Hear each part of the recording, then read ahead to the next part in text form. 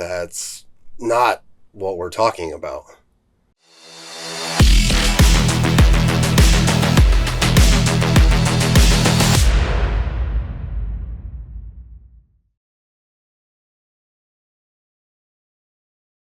Hey there guys, welcome back to my channel. My name is Tyler and this is my Ty Talk. Thank you all for continuing to watch these videos, and I hope that you are doing better as a result of watching them. In today's video, I'm going to be going over what I like to call that's not what we're talking about. Now, I say this all the time when it comes to important conversations, but by and large, it can be ignored in casual conversation.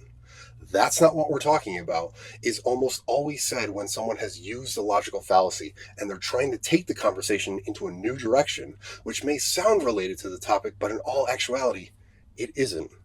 This can also be said when you ask someone a direct question and they take the conversation in 1,000 different directions instead of simply answering the question. The typical political speak. Like I mentioned in the last video of knowingly and willingly, a person may unknowingly try to redirect a conversation, which would make them negligent at best, or they can do it knowingly, which means that they are intentionally trying to mislead you. This is an act of bad faith from the person doing it, and for me, I just start ignoring whatever it is that they say since I know that they are intentionally trying to deceive me. So, this video will hopefully help you to listen more intently to people and figure out on your own who is trying to lie to you by finding the people that are trying to mislead you. When listening to someone, ask the question, is this what we're talking about?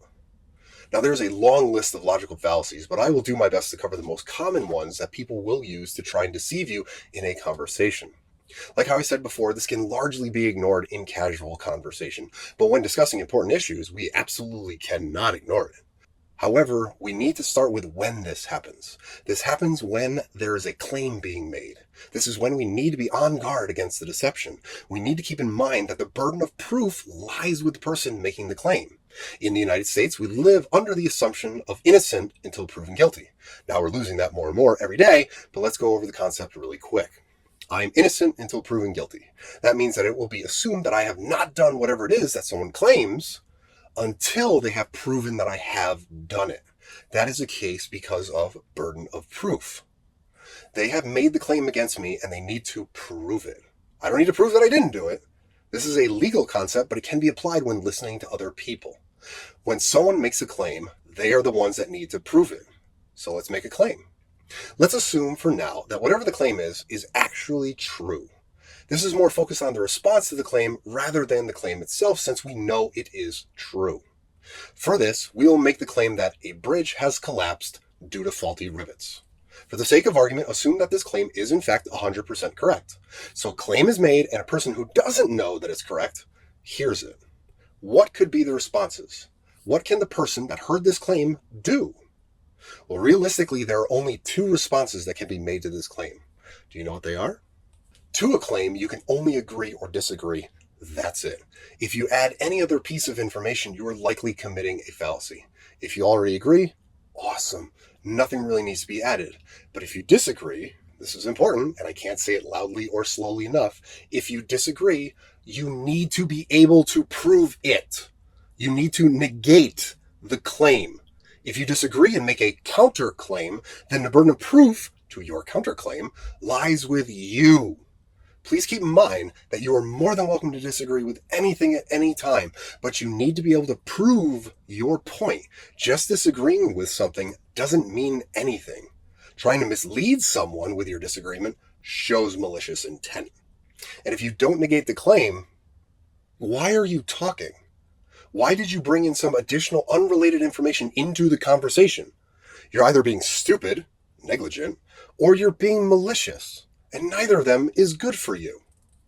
Now that we know how burden of proof works, we can start listening for which logical fallacy they are using. Quote, logical fallacies are common errors in reasoning that will undermine the logic of your argument. Fallacies can be either illegitimate arguments or irrelevant points and are often identified because they lack evidence that supports their claim. End quote. Time for a few examples. A bridge has collapsed due to faulty rivets. But what about the suspension cables? Logical fallacy known as whataboutism. The technique or practice of responding to an accusation or difficult question by making a counter-accusation or raising a different issue. The suspension cables. Yeah, that's not what we're talking about. A bridge has collapsed due to faulty rivets. Oh, so you're saying rivets should be banned? Logical fallacy known as straw man, an intentionally misrepresented proposition that is set up because it is easier to defeat than an opponent's real argument. We aren't saying rivets should be banned, so that's not what we're talking about. A bridge has collapsed due to faulty rivets. Well, you're an idiot for blaming the rivets. Logical fallacy known as ad hominem, an attack in a way that is directed against a person rather than the position they are maintaining. My level of intelligence, small as it may be, is not what we're talking about. A bridge has collapsed due to faulty rivets. Yeah, well, I know a structural engineer, and he said the bridge collapsed from too much traffic. Logical fallacy known as appeal to authority, when we accept a claim merely because someone tells us that an authority figure supports that claim. And that's not what we're talking about. This is the type of conversation that I see all the time on social media, in the mainstream media, and when our politicians are speaking. I feel like I'm constantly screaming at my screen, going, that's not what we're talking about. People are trying to make rational decisions based on reasonable conversations, and yet the claims and counterclaims are almost always logical fallacies. Then I see people just going along with the fallacy as if the person saying it is 100% correct. Blows my mind. But it isn't only online or in the media. There are people every day that you interact with that are going to try and pull this shit to you too. You show up to work on time and your boss accuses you of being late. No, I arrived on time. Oh, so you're calling me a liar? No, we're not talking about whether or not you're lying. I'm defending myself against your claim of me being late. In this situation, the boss didn't negate your claim of being at work on time, but tried to change it to you accusing him of being a liar. If you don't negate the claim, why are you talking? That's an honest question. If someone is trying to counter your claim and it does not negate it, why are they even talking? Well, because he's trying to mislead you. He's trying to take advantage of you, and that is not a person you want in your life. Guilt is a weapon of slave morality, and he's trying to make you feel guilty for calling him a liar, which you didn't do. Parents do this often all the time, too. As a young lad, my parents often broke their promises to me. I would call them out on it, and they would say, "Oh, so you think I'm a bad parent?" At the time, I felt awful about it, but now I see that's just a manipulation tactic. They wanted me to believe that I called them a bad parent for breaking their promises. Realistically, no, we're not talking about whether or not you're a bad parent. Now, that does kind of make you a bad parent by trying to gaslight your child, but if you owned up to it and showed that you were responsible for your screw-ups, not only would I not feel guilty about nothing, but I could easily forgive you. Why is that, though? Why would I forgive someone for being responsible over irresponsible? Oh, that's right. Because it's better to be responsible than irresponsible. Being responsible leads to better outcomes. So be mindful of when others are speaking. Talk to as many people as you can and use these guidelines to help determine who you actually should be listening to. There are people out there that will intentionally mislead you and keep you down, but they do it in a fairly predictable way. Ask questions. Make claims. Say you're going to do something, and remember, there's only two options to continue the conversation after a claim. Agree or disagree.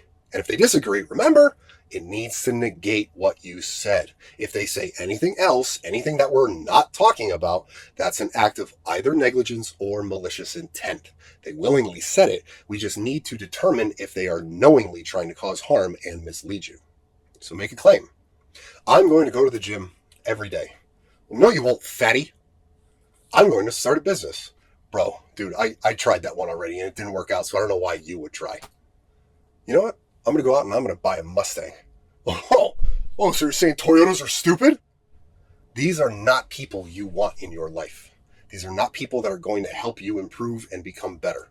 In all likelihood, statistically, they want you to stay at your current level and stay there for the rest of your life.